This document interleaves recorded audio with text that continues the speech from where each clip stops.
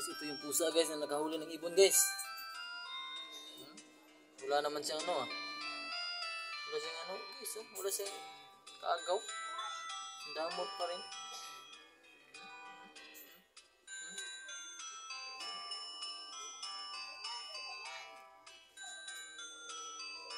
Damot ang pusa na to.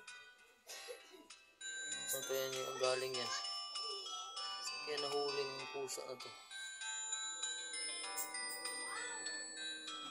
Set out sa inyo guys no?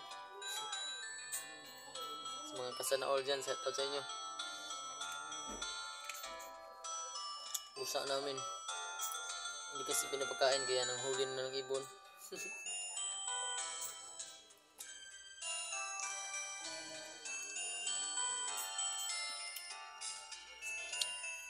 Kinain niya talaga guys.